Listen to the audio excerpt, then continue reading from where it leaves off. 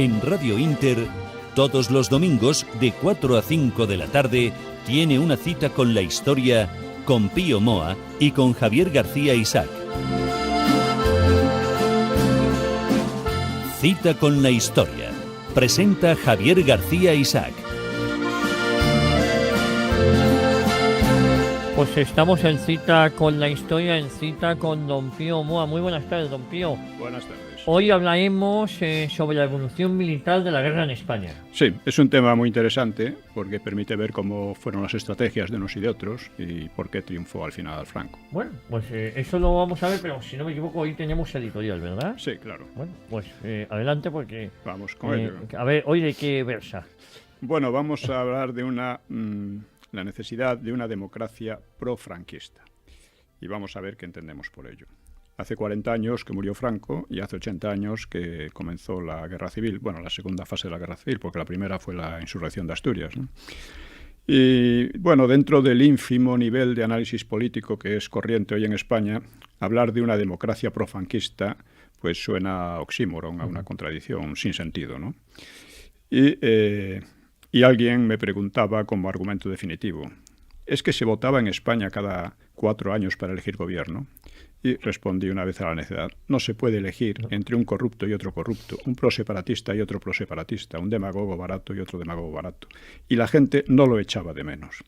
Porque es evidente que nuestra democracia ha ido deteriorándose hasta un grado que recuerda los dicterios de Marañón contra la estupidez y canallería de los republicanos, o del propio Azaña contra aquella política incompetente, de codicia y botín sin ninguna idea alta, que él decía que era la política de los republicanos, él mismo decía.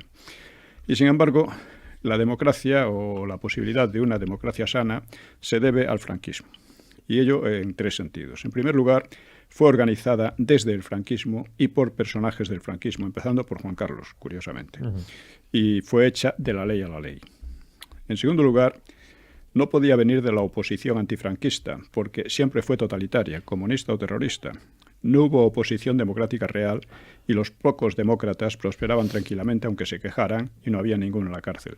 Había también ya dedicamos un episodio, una sesión de este programa a la oposición no comunista, que era muy graciosa a su manera. Era ínfima, además. Era ínfima, ¿no? Realmente. Y en tercer lugar, el franquismo creó las condiciones para una democracia que funcionase. Y estas condiciones son prosperidad, una amplia clase media y sobre todo el olvido de los odios feroces de la República. Es decir, el franquismo hizo posible una convivencia en paz y en libertad que fortaleció a la nación y no amenazó de nuevo su existencia, como había ocurrido en la República. Entonces, se partía de esta situación, y una situación excelente. Claro, no es que Franco desease la democracia liberal. Él creía que que una democracia liberal repetiría la experiencia republicana y precisamente por eso trató de evitarla. Pero gracias a haber derrotado un proceso totalitario, haber sorteado la guerra mundial, haber vencido al maquis, haber vencido al criminal aislamiento que trataron de imponer a España, gracias a un largo periodo de paz y de prosperidad y de reconciliación, porque no hay que confundir la reconciliación popular, que era muy cierta, con la reconciliación de los políticos en la transición, que fue hecha sobre bases bastante falsas. Pues bien, gracias a todo ello se crearon las condiciones básicas sin las cuales no puede sostenerse una democracia. Porque muchos creen que la democracia es una panacea, que la invocas, pones 4 cosas y ya funciona necesariamente. No, si no hay ciertas condiciones no funciona como lo ha demostrado la historia muchas veces. Franco era consciente de que su régimen no se mantendría porque lo había declarado católico y la Iglesia lo había abandonado. Los elementos falangistas, carlistas y propiamente monárquicos eran secundarios en su ideología. Existían, pero no eran lo que caracterizaba plenamente al régimen, ¿no? El historiador inglés Paul Johnson, por ejemplo, ha descrito a Franco con toda razón como uno de los políticos más inteligentes del siglo XX.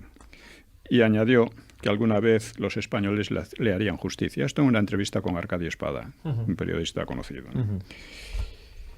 Creo que el momento de hacerle justicia debió llegar con la misma transición, pero en todo caso ya va siendo más que hora y no debe aplazarse más. A la muerte de Franco, por tanto, se abrió la posibilidad de avanzar sobre lo mucho construido entonces, Pero no debe olvidarse que la estupidez y la canallería y la mentira son fuerzas poderosas en la historia. Se identificó democracia y antifranquismo. Esto ha sido un error clave, ¿no? Multitud de arribistas, llegados a la política entonces, optó por identificarse con el Frente Popular, porque hay que reconocer que todos estos antifranquistas entonces, el PSOE y la mayor parte de ellos, no habían conocido el Frente Popular, no sabían lo que había sido, no habían hecho oposición al franquista, muchos de ellos habían medrado en el propio franquismo y de repente eran unos antifranquistas feroces, ¿no? Mi Carrillo en aquellos momentos era más razonable que ellos porque sabía muy bien lo que la situación. No, ya él era partidario del Frente Popular, ¿no? Sabía muy bien su debilidad y que las cosas no eran como...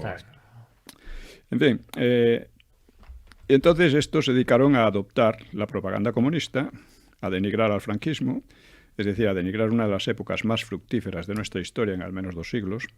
El otro día hablábamos de Fernando el Católico, que también en 40 años cambió totalmente España, de una situación pésima a una situación de una gran potencia, ¿no?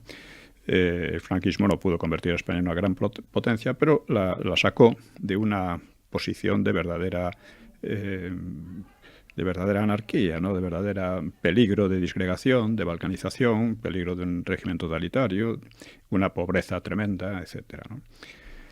Entonces, como decíamos, no hay obra humana que sea perfecta ni que salga al gusto de todos, claro, pero por eso lo que debemos ver es el balance general. Debemos mirar el balance general porque eso es lo que nos dice. O sea, si al principio España estaba en la ruina y al final era un país próspero y tranquilo, algo pasó entre medias. Algo pasó entre medias, ¿no? Con todos los fallos que pudo haber.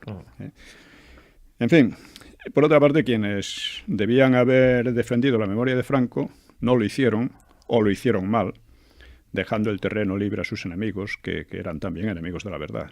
O sea, la idea esta de la derecha de que la economía lo es todo y que miremos al futuro sin aprender del pasado y además de paso privando a los españoles de su historia, pues han sido consignas de una derecha que también ha querido pasar por demócrata volviéndose antifranquista.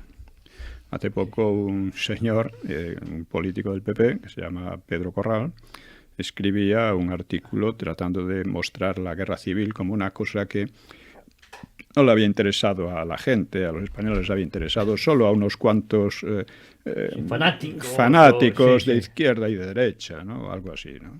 Que por eso había habido atrocidades y tal, pero que en definitiva la gente se había escaqueado de la guerra, habían desertado. En fin, daba unas cifras absurdas. He sacado un artículo en la Gaceta, exponiendo el absurdo de estas cosas, ¿no? Realmente en la guerra, o sea, ya en el Frente Popular, la radicalización y la división entre los españoles, por desgracia, fue fortísima. Era fortísima. Y en la guerra civil se demostró a lo largo de ella, ¿no? No fue cosa de cuatro canallas. Que tenían ganas de pegar tiros. Sí, canallas y sádicos sayones, como decía el Pedro J. en otra, lo comentábamos también el otro día, ¿no? En fin, la democracia va a estar enferma mientras no sea capaz de hacer justicia a Franco y a su régimen. Es una de las tesis que quiero meter en la cabeza a la gente porque es así. O sea, la sanidad de una democracia depende más bien del espíritu con que se desarrolla. Y con un espíritu de falsedad no se puede llegar lejos. No se arregla. Sí, he dedicado el libro Los mitos del franquismo a quienes respeten la verdad y sientan la necesidad de defenderla. Aun sabiendo que la verdad absoluta es inalcanzable, claro. Y mantenemos el programa Cita con la Historia, este programa, como un combate contra la llamada memoria histórica, que es un nombre involuntariamente irónico. Decía Cicerón, lo hemos repetido varias veces, que la verdad se corrompe tanto por la mentira como por el silencio. Y en España tenemos un ejemplo sobresaliente, el silencio que ha acompañado las mentiras durante todo este tiempo. Se ha corrompido la verdad y, por tanto, también la democracia. En todo esto debemos insistir mucho, afrontando el matonismo ideológico de un antifranquismo que es grotesco realmente, ¿no? Porque la mentira y el silencio han avanzado demasiado, pervirtiéndolo todo. Este programa va en esa dirección. Yo si me permite, don Pío, me gustaría recordar a nuestros oyentes que, como todos ellos saben, estamos desde hace meses llevando a cabo la campaña 300 por por 20. Es decir, tratando de afianzar el programa con unos ingresos asegurados mensualmente y sin depender de contribuciones extra. Y la verdad es que seguimos dependiendo mucho de las contribuciones extra que de los ingresos regulares. Habíamos estimado en medio centenar las respuestas a la campaña, pero en concreto han sido 31 personas las que han dado orden a su banco de aportar 20 euros cada mes. Claro que ha habido otros que vienen aportando mensualmente cifras menores y algunos mayores de hasta los 100 euros, ¿no? Pues de otro modo el programa había terminado ya. Estamos decididos, usted y yo y todo el equipo que nos apoya, a que Cita con la Historia no sea una protesta testimonial, sino que vaya cambiando progresivamente el nefasto ambiente político e histórico que hoy predomina.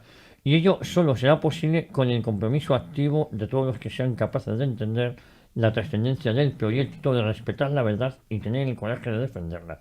Señores, aquí es verdad que ya no valen excusas, no caben excusas. Que apenas hayamos sobrepasado la 10ª parte de los 300 a que aspiramos es una señal casi de derrotismo y pasividad que sigue imperando entre tanta gente que sin embargo se indigna ante la mentira profesionalizada. Desde aquí hacemos un trabajo y el número creciente de descargas del programa en YouTube y podcast demuestran que vamos por el buen camino, que esto ha ido ascendiendo de una manera exponencial, ¿no? Aunque la difusión debe multiplicarse y son nuestros oyentes quienes tienen la posibilidad de conseguirlo. Esta debe ser una tarea conjunta de todos en la que se comprometan muchos. No hace falta que cada oyente de los miles que tenemos aporte los 20 euros de los que hablamos, basta con 300 oyentes. Quizás muchos no se molesten porque creen que con nuestra audiencia es de decenas de miles, ya lo harán otros. Con esa mentalidad ninguna empresa saldrá adelante. Estamos convencidos de que nuestra labor es considerada de gran importancia por muchas personas que no se resignan al actual estado de cosas. Pues bien, a ellas apelamos para pasar de la queja a la acción.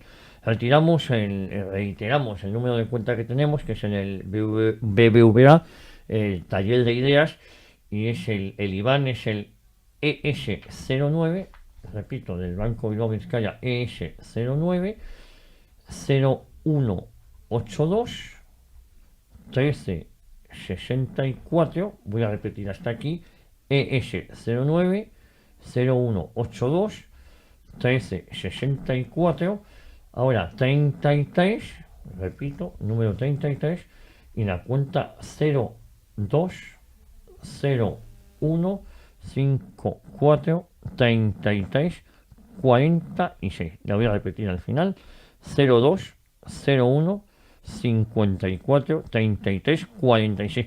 De todas formas, en YouTube, si en citaconlahistoria.com y .es, la pueden encontrar en el blog de Pío Moa. Sí, en mis blogs. Tengo dos blogs. Uno es propio, www.piomoa.es, y otro que está en la Gaceta. Bueno, y valoramos mucho a la gente que ya está colaborando con esta campaña. Obviamente. Y lo que queremos es ampliarla, pues hacer vallas publicitarias y para que este programa sea de gran difusión. Efectivamente. Bueno, vamos a lo que nos ocupa hoy. Con el tema. Si quieres después, justo al final del programa, para aquellos que no hayan podido coger, repetir el número de cuenta. Que hay muchos oyentes que luego lo dicen. De acuerdo. Es que la dicen muy deprisa. Bueno, pues al final del programa la vamos a repetir. Para que bueno, evolución militar de la guerra en España. Bueno, la guerra en España tiene muchas facetas. Esto, yo hace un par de años hice un seminario sobre la guerra de España, que lo analizaba desde el punto de vista militar, desde el punto de vista político, desde el punto de vista de la intervención internacional, del punto de vista de los crímenes y los heroísmos que hubo, en fin, todos estos puntos de vista, ¿no? Cómo se llegó a ella, ¿no? Y como de hecho venimos hablando bastante de estas cosas de una manera u otra, pues voy a resumir algunos de los temas tratados, en este caso el tema militar. Porque muchas veces se analiza la guerra desde el punto de vista económico, desde el punto de vista de las relaciones internacionales, etcétera, y parece que es lo más importante. Pero en una guerra lo más importante es la conducción militar, indudablemente. Por supuesto que también la economía y las fuerzas generales, etcétera, son importantes. Bueno, Napoleón dijo que las guerras se ganan con dinero, dinero y dinero. Si fuera así, Franco la habría perdido desastrosamente en pocas semanas, ¿no? Era el que menos tenía. No, y por otra parte, la historia, recordarán aquellos versos un poco tontos que dice que vinieron los sarracenos y nos molieron a palos, porque Dios proteja a los malos cuando son más que los buenos. Bueno, esta es una gran tontería. Cuando los sarracenos vinieron no eran más, eran menos, y ganaron. Y después de ganar y tener prácticamente toda la península, pues empezaron a sufrir derrotas a manos de cristianos que eran muchos menos que ellos. O sea que la historia está llena de hechos en los que los menos ganan a los más. Porque ya digo, la guerra depende fundamentalmente de la conducción que se hace y también del espíritu con que se lleve. Bueno, pues como digo, la conducción militar es fundamental y hay que decir en primer lugar que la insurrección del 34, la insurrección socialista y separatista catalana del 34, pues fue definida acertadamente por Gerald Brennan, que cometió muchos errores, pero en esto acertó, como la primera batalla de la guerra civil, la cual fracasó en solo 2 semanas. Así que eso lo vamos a dejar aquí de lado. Ya hemos tratado de ello en otras ocasiones, ¿no? La guerra entonces continuó de 1936 a 1939 y desde el punto de vista militar puede dividirse en 4 grandes etapas, dejando aparte acciones secundarias. La primera, de 8 meses, desde julio del 36 hasta la batalla de Guadalajara, en marzo del 37. Todas las periodizaciones que se hacen tienen algo de arbitrario, sí, pero vamos, yo creo que esta tiene una base lo bastante sólida como para poder ser aceptada, ¿no? La batalla de Guadalajara fue en marzo del 37 y que en este periodo la decisión de la guerra se buscó en el centro de España. En las inmediaciones a Madrid, Guadalajara, Madrid. Toledo, algo. Era el objetivo estratégico principal, claro, tanto de los nacionales como de los otros. Los otros era conservar Madrid y por supuesto, vencer a los otros allí mismo, en el entorno, ¿no? Como la decisión no se logró, pues el eje principal del conflicto se trasladó al norte cantábrico, en una campaña que duró 7 meses, de finales de marzo a finales de octubre del 37. Una tercera etapa durará un año largo hasta noviembre del 38, con el final de la batalla del Ebro, y esta puede considerarse la batalla decisiva de la guerra, porque después de ella llegó la última etapa de 4 meses nada más, que presenció la fácil toma de Cataluña y de la zona centro por los nacionales. Así que vamos a ver una a una. Vale. Pues si te parece, casi nos vamos a ir adelantamos, nos vamos a publicidad. Sí. Interesantísimos consejos publicitarios. Volvemos de inmediato aquí en Cita con la Historia. Cita con Don Pío Moa hablando de la evolución militar de la guerra española. En Radio Inter, Cita con la Historia, con Pío Moa y presentado por Javier García Isaac. Pues ya estamos de vuelta en Cita con la Historia, Cita con Don Pío Moa, hablando de la evolución militar de la guerra de España. Y usted me hablaba de 4 fases, ¿no? Que vamos a pasar a analizar ahora. Ahora, también estamos hablando a micrófono cerrado de la posibilidad de meter en el programa una canción. 5 minutos con canciones para la historia, una canción cada vez, canciones más o menos famosas, ¿verdad? Pero que tienen relación con hechos históricos. Bueno, ¿no? Pues me gusta la idea. Si a usted le parece, Don Pío, todas las semanas iremos poniendo una canción. La pondríamos hacia el final. Hacia el final. Perfecto, sí. A partir de la semana que viene vamos avisando y ponemos una canción histórica que usted recomienda. Podríamos empezar por Lili Marlene, pero bueno, vamos al tema. Bueno, la guerra comenzó con una superioridad abrumadora del Frente Popular. Es importante señalarlo, porque en sus manos quedó algo más de la mitad del país, quedaron las mayores ciudades y los mejores medios de comunicación, la totalidad de las reservas financieras, casi todas las industrias, incluyendo la militar, grandes extensiones cerealistas y además las zonas productoras de la mayor parte de la agricultura de exportación, en el Levante, sobre todo, ¿no? En manos de los nacionales quedaron también la parte de Jerez y por ahí, que también era exportadora, ¿no? Además, aunque a veces se presenta el alzamiento como si todo el ejército se hubiera sublevado, pues no fue así. Al lado del gobierno quedó la mayor parte, con mucho, de la aviación y la marina. Quedó un 40% del ejército de tierra y la mayoría de las fuerzas de seguridad, Guardia Civil y Asalto, que es importante porque estaban mejor entrenadas que los reclutas. Los reclutas tenían muy mal entrenamiento, el ejército estaba bastante hecho polvo en ese sentido, ¿no? Además, es un ejército de leva, vamos, sí, claro, de recluta, ¿no? De recluta, de mili. Sí, de mili. Pero vamos, puede ser un ejército de recluta y estar bien está pero no era el caso. No era el caso, ¿no? Y por esa razón, pues Prieto advirtió que por mucho heroísmo que derrocharan los sublevados, serían derrotados inexorablemente. Y desde ese punto de vista tenía razón. Desde el punto de vista de Napoleón también. En aquello de que es dinero, dinero y dinero, ¿no? Aunque Napoleón no siempre, no siempre fue el dinero lo que le dio las victorias. En fin, esta seguridad obró, la seguridad que tenían de vencer, pues en realidad obró contra el Frente Popular, porque sus partidos pensaron más en el reparto del botín de la victoria antes de conseguirla.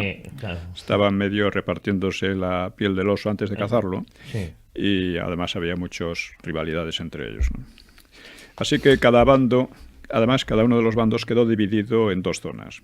La principal del Frente Popular se extendía desde Cataluña por toda la costa mediterránea y la mayor parte del centro-sur de la península, y quedaba separada una estrecha franja en el norte cantábrico. Una franja muy importante, ya veremos. Las zonas rebeldes, que estaban separadas por una gran parte de Extremadura, sobre todo por Badajoz, que es es la provincia más grande de España, ¿no? Pues las zonas de los nacionales constaban de unos enclaves en Andalucía y una ancha franja en el centro, norte, noroeste, al mando de Mola. Uno de los problemas que tuvieron al principio era la dispersión del mando, porque en esta franja mandaba Mola, en Andalucía, en Sevilla, en Andalucía occidental, pues mandaba Queipo de Llano, y Franco tenía el ejército de África, que iba a ser el elemento decisivo, ¿no? Mola, ¿Quizás era el mejor preparado del ejército de África? Sí, era muy bien preparado. Muy sí. efectivo. La legión y los regulares, sobre todo, ¿no? Eran tropas muy escogidas. La baza mejor de los nacionales era el motivado ejército de Marruecos, al mando de Franco, pero tenía el problema de que estaba aislado por el estrecho de Gibraltar. Y en la zona, la marina del Frente Popular lo dominaba en principio, ¿no? Era absolutamente dominante, vamos a decir. O sea que el éxito de la rebelión dependía justamente de que se rompiera ese aislamiento, de que se sorteara el estrecho de Gibraltar, ¿no? Porque sin ello, pues los otros, Mola estaba, ya digo, sin municiones, aislado de Francia, fundamentalmente aislado de Francia.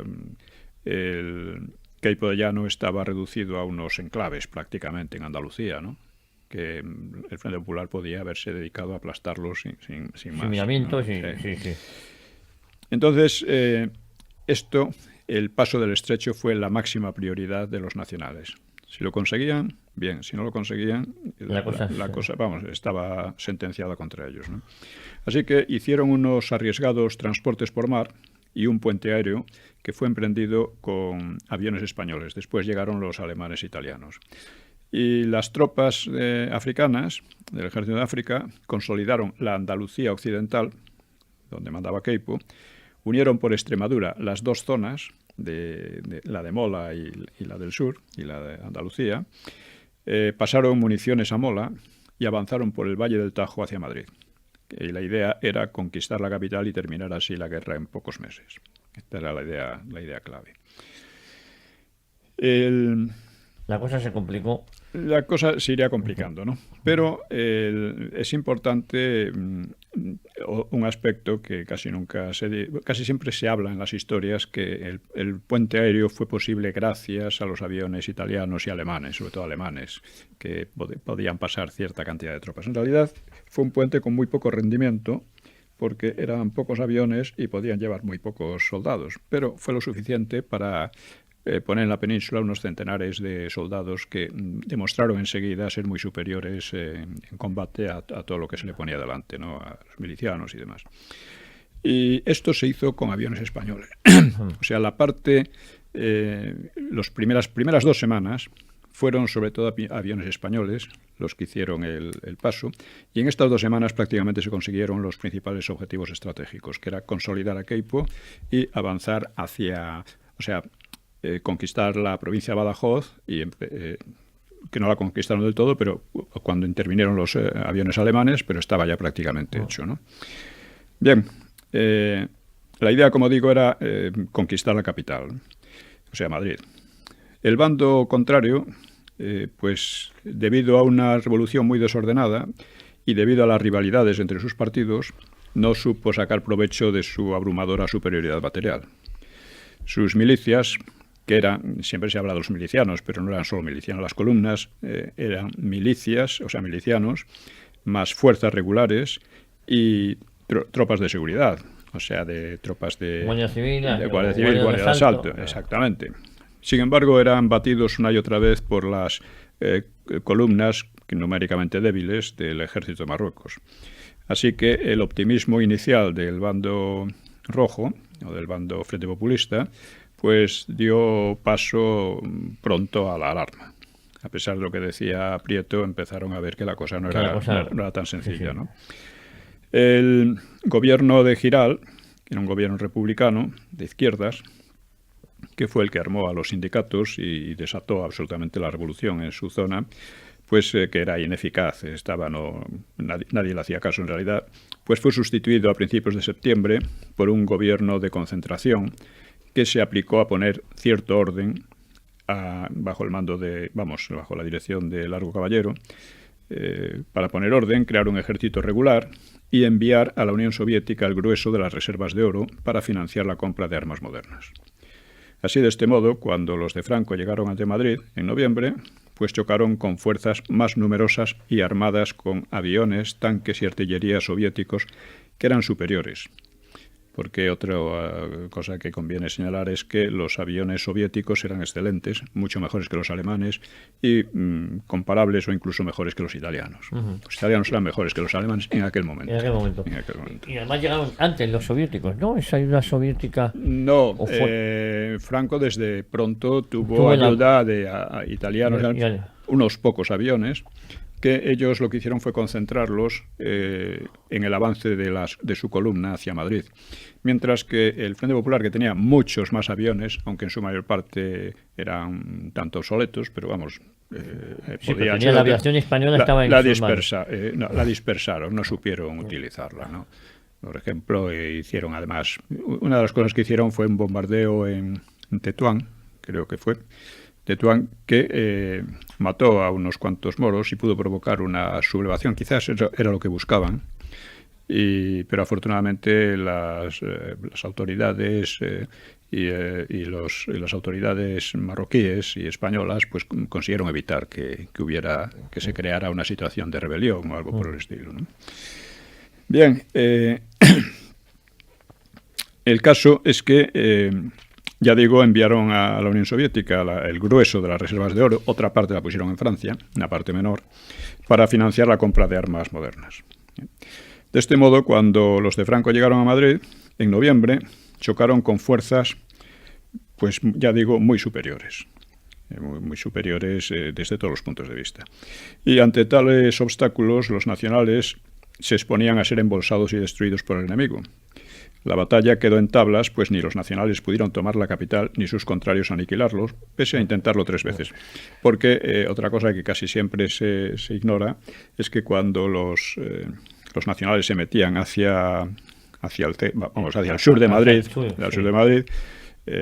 pues sus contrarios, sus enemigos, aprovechando los aviones, los tanques y la artillería que tenían, pues trataron de embolsarlos por la retaguardia para destruirlos.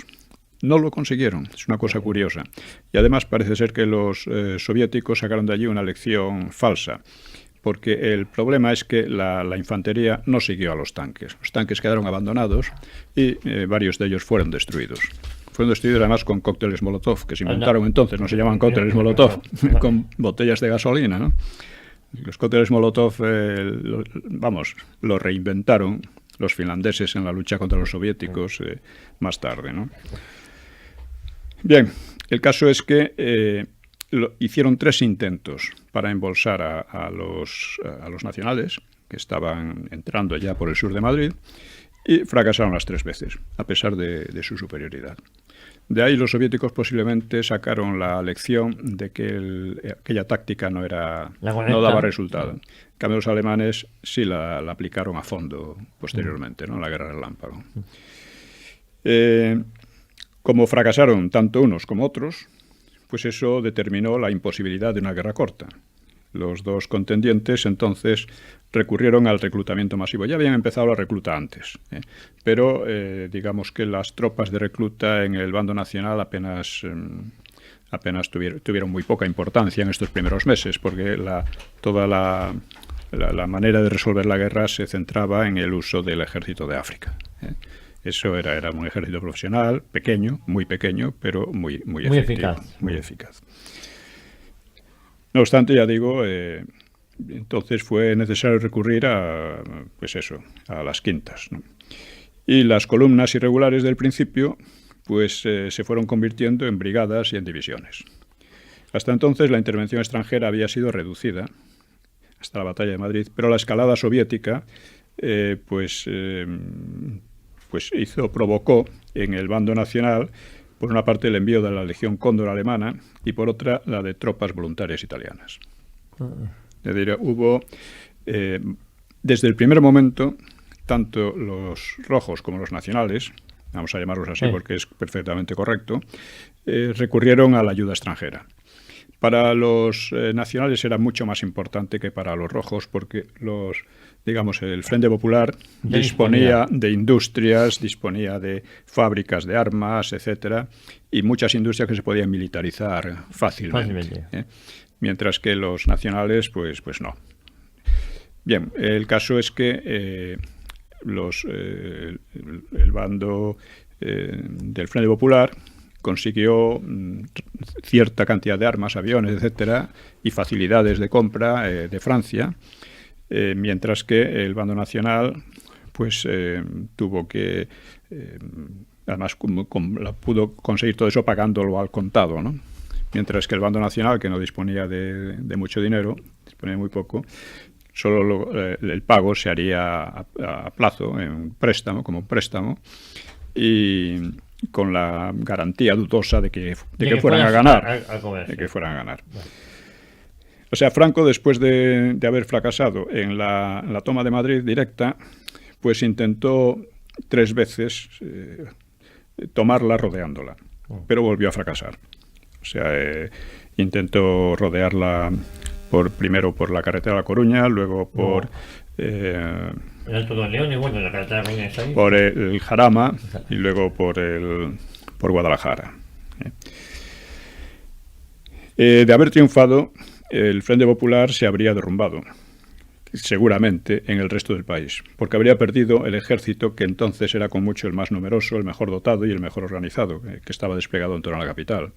Entonces se crearon las brigadas mixtas, las famosas brigadas mixtas, que eran la unidad básica del ejército, el llamado Ejército Popular de la República. Pese a estos fracasos, el balance de aquellos meses era positivo para los nacionales, porque su zona se había ampliado y se había unido. Quedaba flanqueada al oeste por el gobierno amistoso de Portugal, y la conquista de Guipúzcoa desde Navarra había privado a Vizcaya de la frontera con Francia. Los rojos también tenían motivo para felicitarse, pues estaban creando ejércitos mucho más temibles que las desordenadas milicias del comienzo. Hay que decir que Portugal se mostró enseguida favorable a los nacionales, en parte porque no quería una revolución como la de España.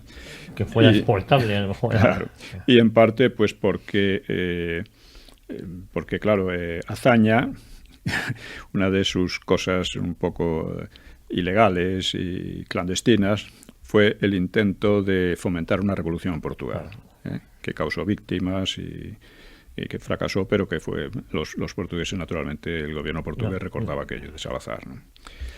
Sí, no les hace mucha gracia. Sí. Bien, pues con esto termina la primera etapa.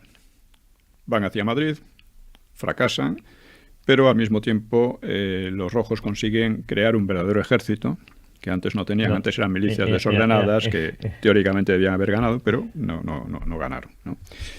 Y los nacionales mantienen, a pesar de su fracaso, mantienen la iniciativa. Y pasamos a la segunda etapa. Bueno, vamos viendo tiempo. Quedan 2 minutos para publicidad, si quieres lo adelantamos y ya y ya seguimos. Entramos en los últimos, nos vamos a publicidad y entramos directamente en los últimos 20 minutos de programa. En Radio Inter, Cita con la Historia, con Pío Moa y presentado por Javier García Isaac. Pues estamos de nuevo en Cita con la Historia, Cita con don Pío Moa. No sé si nos va a dar tiempo Vamos a ir un poco más a prisa.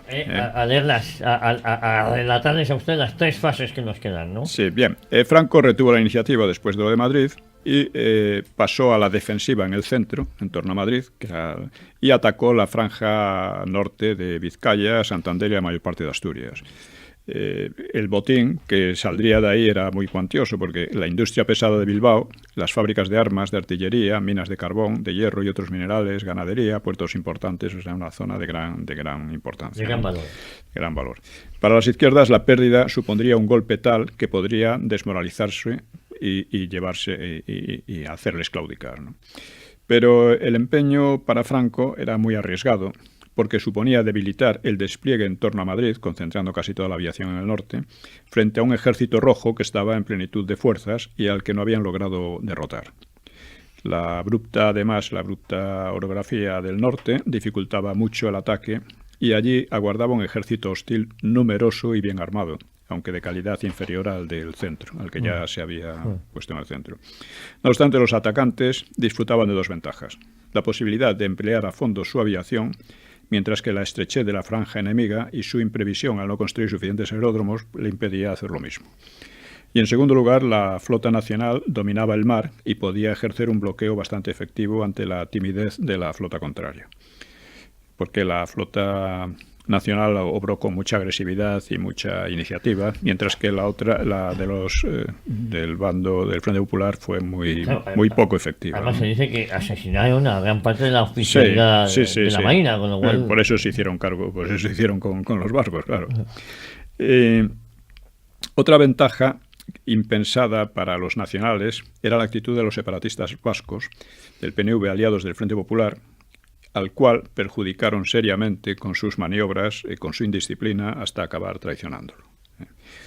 El PNV. Me hace gracia Nasagasti cuando se pone muy... Se pone digno. Sí, el PNV traicionó a todo lo posible, traicionó al catolicismo, a la Iglesia, a los nacionales y luego a las izquierdas.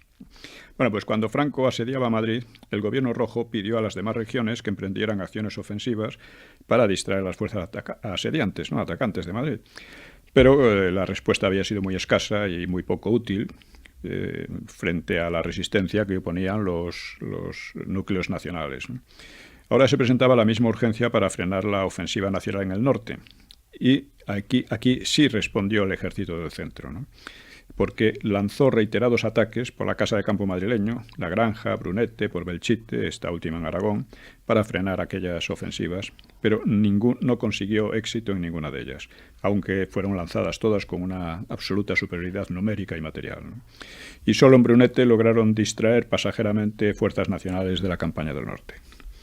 Así, el ejército del centro, que había sido capaz de frenar a los nacionales en la etapa anterior, no era tan bueno en la ofensiva. El gobierno de Largo Caballero elaboró también un plan de una ambiciosa ofensiva por Extremadura, que cortaría en 2 la zona nacional, pero este plan fue desechado por los consejeros soviéticos, que, como dominaban la aviación, pues eran parte de los amos del cotarro, ¿no? Los que mandaban. Sí. Largo Caballero, que estaba muy descontento con los soviéticos, por lo tanto sería sustituido por Negrín en mayo del 37. En fin, los separatistas del PNV rindieron a Franco considerables servicios, aunque involuntarios, claro. Primero, cuando entendieron que el Frente Popular iba perdiendo, se pusieron de acuerdo con los italianos para una rendición separada. Entregaron intacta a los nacionales la industria pesada de Bilbao, sabotearon el esfuerzo bélico de sus aliados y finalmente se rindieron en Santoña. Franco consiguió así su primera gran victoria de masas, capturando unos 50.000 prisioneros y una gran cantidad de armas. Hay que decir que cuando el bombardeo de Guernica, que tanto han explotado los del PNV, pues ellos llamaron lógicamente a luchar de una manera, en fin, con el máximo valor y tal, y lo que hicieron bajo cuerda es preparar la rendición por separado. Mitifican el hecho de bombardeo de Guernica, mienten. Y luego estaban preparando su rendición en Santoña. Sí. Sin embargo, la lucha continuó por Asturias hasta un desastroso final en octubre del 37. Los rojos perdieron en total 200.000 hombres y la mitad de ellos fueron incorporados al Ejército Nacional y no dieron problemas. Es decir, se incorporaron al Ejército Nacional, sí, ¿no? La mitad. Perdieron 200 aviones, más de 200 aviones, perdieron 2 destructores, 4 submarinos, 2 torpederos, 50 tanques, 500 cañones, 250.000 fusiles, miles de armas automáticas y una gran cantidad de munición. Por primera vez el Ejército Nacional consiguió una pequeña superioridad material sobre el ejército contrario. Hasta entonces. Y con eso pasamos a la tercera etapa. Por un momento hubo la esperanza, claro, de que el gobierno de Negrín se diera por vencido, pero ocurrió lo contrario. Negrín y los comunistas, sobre todo, reaccionaron con la máxima energía. Llamaron a nuevas quintas para compensar las pérdidas hasta sobrepasar el 1.000.000 de soldados, prácticamente como sus enemigos, recibió nuevas remesas de armamento soviético, endureció la disciplina hasta extremos de terror y por iniciativa del poderoso consejero soviético Orlov, crearon el Servicio de Información Militar, el SIM, que era una brutal policía política de estilo soviético que actuaba en las unidades militares y en la retaguardia. Los anarquistas hablan mucho del SIM, de cómo era aquello, sus checas y en fin. Porque sobre todo ellos fueron víctimas de todo eso. Sí, ellos fueron víctimas, claro. Aunque las esperanzas de una victoria revolucionaria habían descendido mucho, pues la estrategia de Negrín y los comunistas no era desesperada. Hasta entonces estamos en la tercera etapa, hasta entonces habían fracasado todos sus intentos de arrastrar a Francia e Inglaterra al conflicto español, invocando una pretendida solidaridad democrática, pero calculaban que la guerra europea estaba próxima a estallar y que obligaría a los dos países, o sea, a Francia e Inglaterra, por lo menos a Francia, a invadir España, con lo cual se invertiría el curso de la contienda. Por lo tanto, valía la pena resistir a todo trance hasta que llegara aquel tal evento, ¿no? Tras la caída del norte, pues Franco planeó volverse de nuevo contra Madrid. Pero sus adversarios tomaron la iniciativa, porque Madrid seguía siendo un objetivo estratégico muy importante por su simbolismo, su repercusión internacional, en fin, por todo, a pesar de que el gobierno se había trasladado a Valencia y luego se trasladó a Barcelona, ¿no? Pero antes de que pudiera atacar de nuevo Madrid, pues el Frente Popular tomó la iniciativa en diciembre del 37, atacando y conquistando Teruel. Entonces Franco abandonó el objetivo madrileño, contraatacó y en una maniobra muy brillante convirtió la ofensiva roja en una catastrófica retirada, que permitió a los nacionales llegar al mar por Castellón en abril del 38. Y de este modo partieron en dos la zona roja, dejando aislada a Cataluña y parte de Aragón. El nuevo descalabro sembró la desmoralización y las divisiones en el Frente Popular, pero una vez más Negrín y el Partido Comunista superaron la crisis imponiendo nuevos esfuerzos a unos aliados que estaban cada vez más descontentos, empezando por Azaña. Hay que leer los diarios de Azaña para ver cómo era la situación. Franco tuvo entonces la posibilidad de dirigirse sobre Cataluña, que parecía una campaña fácil, y así aislando de Francia toda la zona roja, pero optó por atacar hacia el sur, hacia Valencia, y allí su ofensiva se empantanó. La causa de esta decisión, que militarmente parece mediocre, fue seguramente la tensa situación europea de aquellos meses, porque en marzo se había producido el Anschluss, que es decir, la unión de Austria y Alemania, y por lo que Franco debió de juzgar prudente permanecer lejos de la frontera por Cataluña, a fin de no dar pretexto a una intervención francesa, que era lo que deseaba justamente Negrín, ¿no? Y otra vez, los éxitos nacionales, al cortar en dos la zona enemiga, pues parecieron sentenciar la guerra, pero con un esfuerzo supremo, Negrín puso en pie otro potente ejército que inesperadamente a finales de julio atacó por el Ebro desde Tarragona, amenazando la retaguardia de los nacionales que habían llegado al Mediterráneo. Esta operación dio lugar a una batalla de 4 meses, que es la más larga y la más enconada de la guerra. La guerra que fue, a la postre fue la Sí. decisiva, ¿no? Sí. Franco pudo intentar embolsar al ejército enemigo, contraatacando al norte del mismo, pero durante aquellos meses el horno europeo volvió a calentarse hasta el borde mismo del estallido. Y en todo caso, Franco prefirió destruir al enemigo mediante una batalla frontal. Con grandes sacrificios, el ejército revolucionario, el más comunista de la guerra, fue derrotado, causando una profunda desmoralización en todas las fuerzas del Frente Popular. Y no menos importante, en la conferencia de Múnich, que es importante, en octubre, las democracias y Alemania llegaron a un acuerdo sobre la región checoslovaca de los Sudetes, que la reclamaba Hitler, en virtud de la autodeterminación, precisamente. El peligro de guerra europea se alejó momentáneamente y desapareció el riesgo de provocar una intervención francesa operando por Cataluña. Esta vez ya no había dudas del próximo fin de la contienda. Hay que decir que con motivo de Múnich, Franco dijo que en caso de guerra entre las democracias y Alemania, él permanecería neutral. Cosa que no sentó muy bien en Berlín ni en Roma.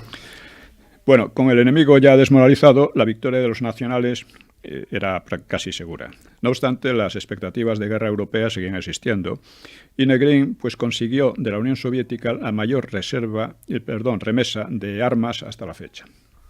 Mas el tiempo corría contra él y el grueso del armamento iba a llegar tarde. El gobierno rojo llamó a resistir a toda costa en Cataluña y a reproducir en Barcelona la hazaña de Madrid, que había contenido a Franco 2 años antes, pero la mayoría de los catalanes estaban hartos de la revolución, de las privaciones y de los asesinatos. Así que la ofensiva se reanudó en Navidades del 38 y el 26 de enero siguiente los nacionales entraban en Barcelona sin disparar un tiro y entre aclamaciones de la multitud. Y mientras el ejército derrotado marchaba hacia la frontera francesa en una penosa retirada, llevando consigo, de grado o por fuerza, porque eso de llevarse por fuerza a los civiles lo hicieron muchas veces, a unos 200.000 civiles. Casi todos fueron internados en campos de concentración franceses, cerca de las 3/4 partes de ellos volvían a España antes del fin de aquel año 1939.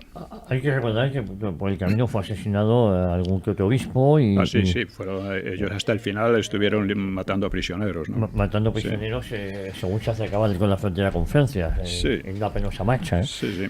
Azaña, que era presidente, en la novela Sonaron gritos y golpes a la puerta, pues detalla un poco lo describe muy bien.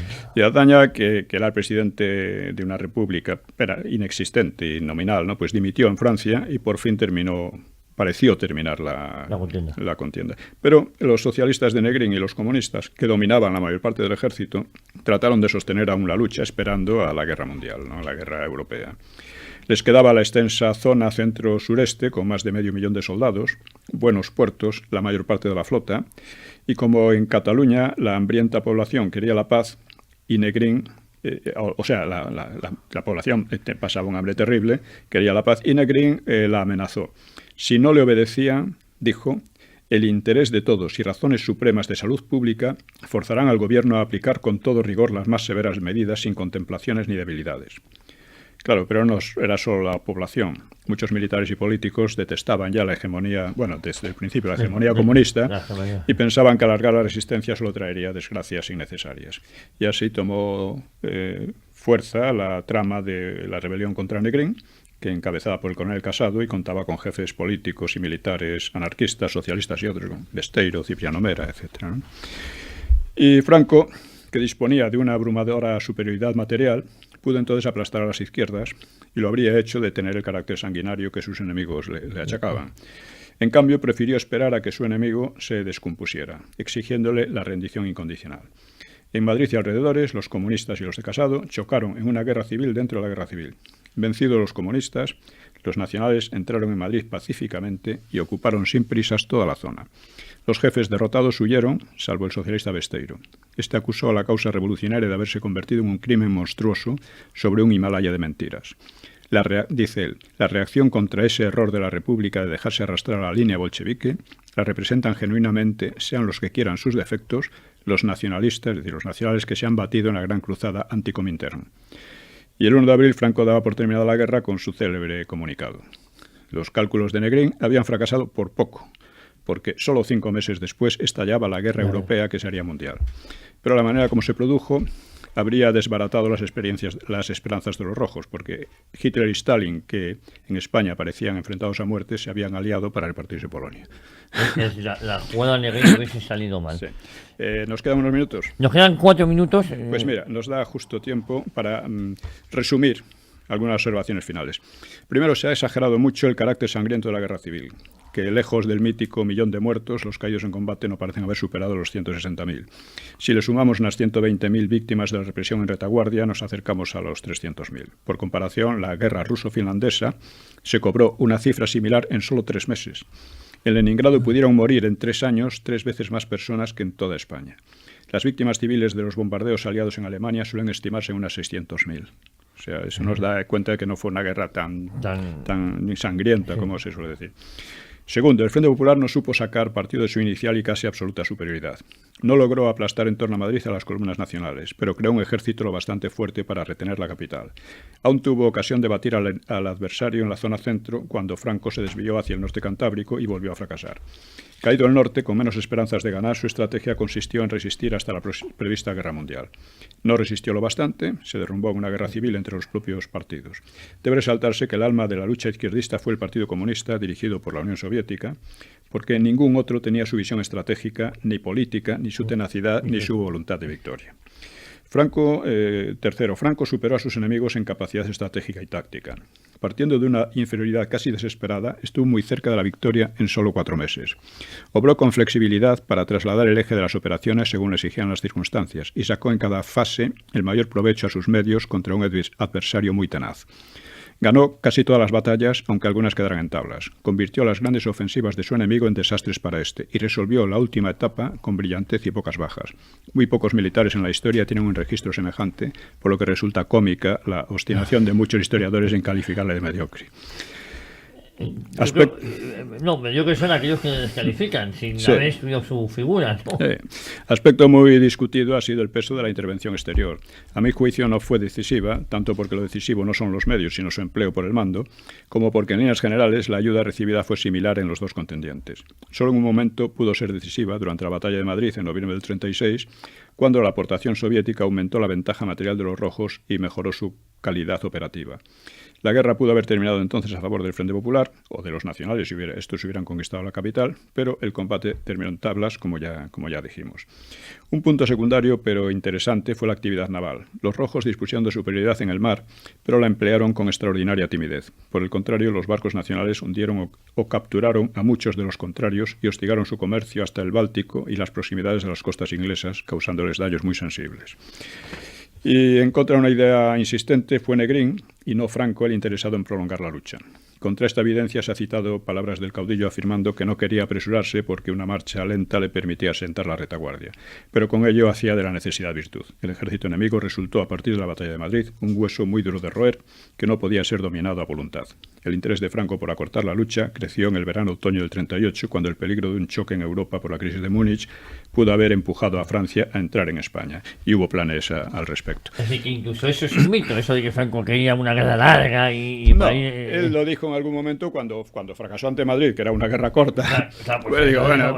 Una guerra larga. Es que no podía vencer en 2 patas a los otros. Bueno, pues fantástico el programa de hoy, como casi todos, o como todos me atrevería a decir. Voy a recordar el número de cuenta, porque ya nos quedan 2 minutos, un minutito. Es la cuenta del BBVA, el titular es Taller de Ideas, la cuenta es ES090182, repito, ES090182 1364 33 y luego 02 01 54 33 46. Bueno, pues a todos ustedes les invito a que colaboren con este programa en su mantenimiento, porque no vale con la pasividad, es el momento de pasar a la acción. Hay que comprometerse con los tiempos que corren. Exactamente. Bueno, pues ha sido un programa muy intenso. Hemos intentado resumir en una hora las 4 fases de la evolución militar de la guerra de España. Pero yo creo que a buen seguro que por lo menos esta capacidad de síntesis que usted tiene lo hemos conseguido. Como resumen, espero que sea ilustrativo para la mayoría. Claro. Muchísimas gracias, don Pío. Muchas gracias. El próximo domingo más y mejor. Y a todos ustedes, muchísimas gracias por su fidelidad. Prometemos volver, Dios mediante, aquí el próximo domingo en Cita con la Historia, una cita con don Pío Moa.